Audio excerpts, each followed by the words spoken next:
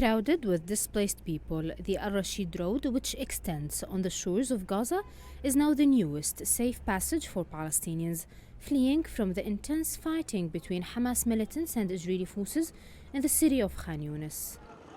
Noha Al-Ashi, 40 years old, tells the story of her third displacement in less than 3 months.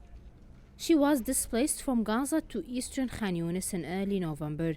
Then she fled from that city to the UN training center in mid-December, and now she is being displaced to the city of Rafah with her 6 children.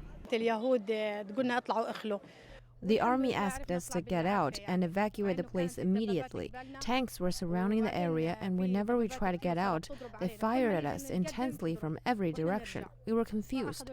They asked us to show our ID cards, then they arrested some of us, and the rest of us went out towards Rafah. Israeli forces expanded their ground operation in Khan Yunis, taking control of the heart of the city.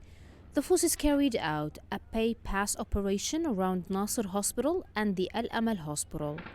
On Thursday, Israeli shells hit a UN Relief and Works Agency for Palestinian refugees training center that caused a fire and killed at least 13 displaced people. Mohammad Abu Namous was among the displaced people in the UNRWA training center. His wife and 3 children were killed in Israeli attacks on Khan Yunis earlier this month. He took refuge in the UN facility, hoping for safety for his remaining children. I took refuge in the United Nations headquarters west of the Khan Yunis city to protect my children who remained with me. As you know, a few days ago, the Israeli tanks invaded and bombardment began on the center in which we were taking shelter. We lived through extremely horrific times of fear and terror because the shooting was targeting everyone indiscriminately. This Palestinian child, Reem Abu Namous, has also gone through a lot, from the loss of her family to displacement. She now suffers from psychological disorders. My mother and 3 brothers were martyred, and 7 other members of my relatives who were also with us were killed. My little sister was injured in the head.